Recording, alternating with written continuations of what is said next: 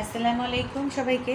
আজকে আমি দেখাবো 5 মিনিটে ঘরোয়া পদ্ধতিতে ঘরোয়া জিনিস দিয়ে ফ্রাইড রাইস। এটা আমরা একদমই ঘরের যেসব জিনিস আমাদের সবসময়ই থাকে সেসব জিনিস দিয়েই আজকে এই ডিশটা রেডি করে দেখাবো। যখন আমাদের সময়টা অনেক অল্প থাকে তখন আপনারা এই খাবারটা করতে পারবেন, অত্যন্ত সহজেই করতে পারবেন। আমি তাহলে রান্নায় চলে যাচ্ছি। আমি আজকে আপনাদের 5 মিনিটে অর্থাৎ অল্প সময়ে, একদম অল্প সময়েই ফ্রাইড রাইস করে দেখাবো। একদম ঘরে যে জিনিসগুলো আমাদের একদম কাছে থাকে। বাচ্চারা দেখা যায় ভাত এমনি খেতে চায় না, আপনারা যদি এভাবে করে দেন দেখবেন অবশ্যই ইনশাল্লাহ সব বাচ্চারাও খাবে। আর আমরা নিজেরা যারা বড় হয়ে গেছি তাদের কাছেও মুখে ভালো লাগে খেতে। আপনারা যে যে জিনিসগুলো লাগবে এর মধ্যে পেঁয়াজ কুচি, যারা পেঁয়াজ কুচি খেতে না চান এটা অ্যাভয়েড করতে পারেন।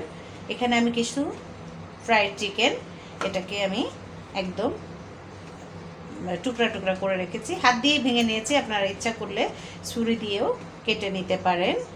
আর এখানে আমি ভেজিটেবল রেখেছি, আপনাদের ইচ্ছা মতো দিতে পারেন, তবে আমি রেখেছি টমেটো, গাজর কুচি, একটা ক্যাপসিকাম কুচি, অল্প কিছু কাঁচামরিচ 3-4টা, আপনারা ঝালটা নিজেদের ইচ্ছা মতো দিয়ে নিতে পারেন।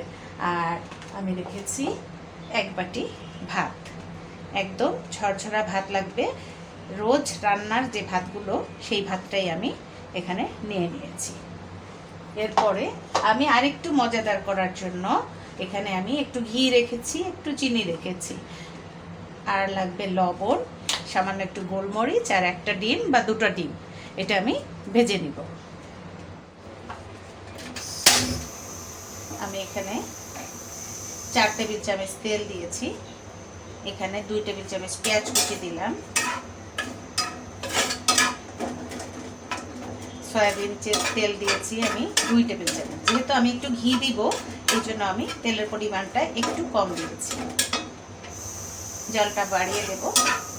আমি পেঁয়াজ কুচির মধ্যেই আমি একটা ডিম ফেটে রেখেছিলাম, ওইটা দিয়ে দেব, একদম ডিমটা দিয়ে দেবো এর মধ্যেই।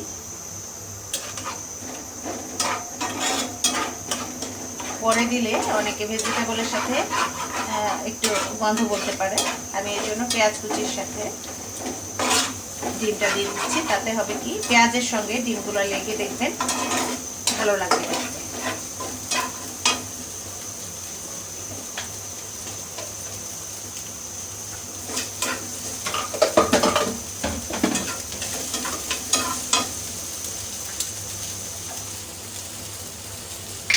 এর মধ্যে একদমই অল্প পরিমাণ গোলমরিচ, অনেকে গোলমরিচের গন্ধ সহ্য করতে পারে না, সেক্ষেত্রে দিতে হবে না। আবার অনেকে খুবই পছন্দ করে। ডিমটা কিন্তু আমার ভাজা হয়ে গেছে, আমি 30 সেকেন্ডের মতো ভেজে নিয়েছি।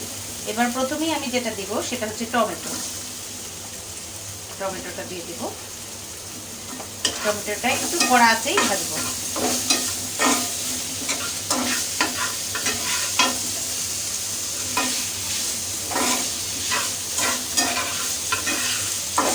টমেটোটা আমরা একটু কড়া আঁচে ভেজে নিব। এর মধ্যে আমি একটু লবণ, একটু চিনি, একটু ঘি, এটা দিয়ে ঘি দিয়ে যখন আপনারা টমেটোটা ভাজবেন, ফ্রাই করবেন, তখন দেখবেন আপনার এইটার টেস্টটা অনেক বেড়ে গেছে। আমি কিন্তু চিনি 1/2 চামচেরও কম দিয়েছি, আপনারা ইচ্ছা করলে আর একটু বাড়িয়ে কমিয়ে নিতে পারেন, তবে এর থেকে মনে হয় বেশি দেওয়ার দরকার নেই।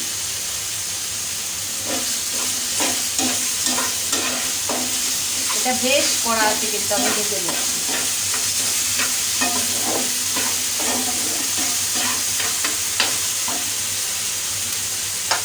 এবার আমি মাংসগুলো দিয়ে দিব, তারপরে কাঁচামরিচ, গাজর, ক্যাপসিকাম সবগুলোই দিয়ে দিব।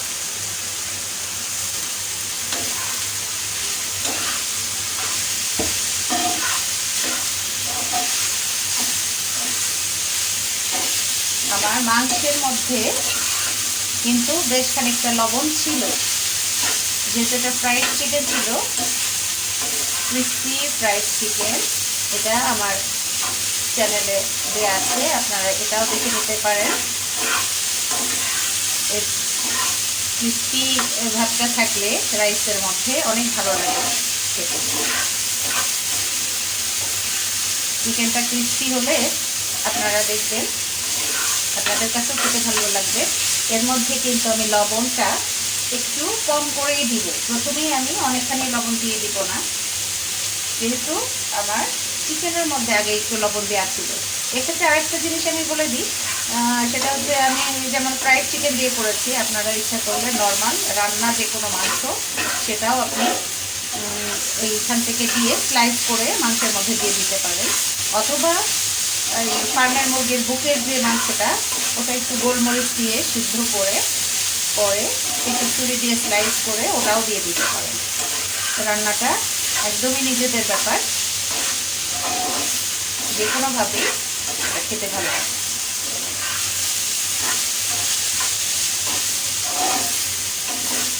যার যার পছন্দ অনুযায়ী রান্নাটা করাটাই আমি মনে করি বেশি ভালো হবে। আমি কিন্তু গাজরটা সিদ্ধ করে নেই, এখানে কিছুই সিদ্ধ করা না, এই জন্যই বলছি একদম সহজ উপায়ে এই রান্নাটা করা যায়। 5 মিনিট লাগে আমাদের হাইস্ট। আপনারা সব জিনিস যদি জোগাড় থাকে তাহলে আপনাদের 5 মিনিট লাগবে, এবং যত কম জিনিস দিয়ে আপনি ইচ্ছা করতে পারেন রান্নাটা করতে পারেন। এটাতে গাজর না থাকলেও চলবে, যে কোনো আইটেম একটা যদি আপনি অ্যাভয়েড করেন তাতেও সমস্যা নেই। আমার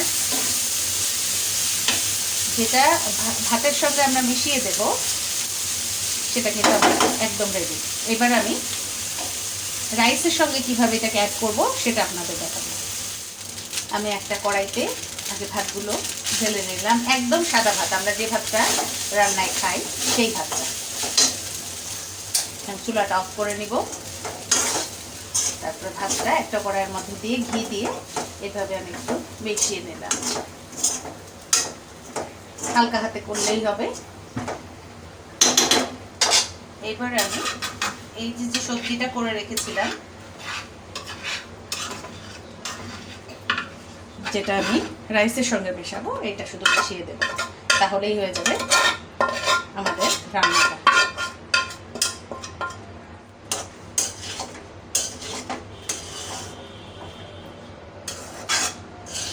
রান্না কিন্তু একদমই শেষ হয়ে গেল। আমি সুন্দর করে আগে মিশিয়ে নেব, তাহলে কিন্তু রান্নাটা নিচে লেগে যাবে না, আবার সুন্দর মতো ফ্রাই হয়ে যাবে। এত অল্প সময়ে আসলে রান্না করা মানে চিন্তা করা যায় না, বাইরে থেকে এসে আমাদের এগুলো যদি রেডি থাকে করা, তাড়াতাড়ি আমরা করে ফেলতে পারি একটা ডিশ।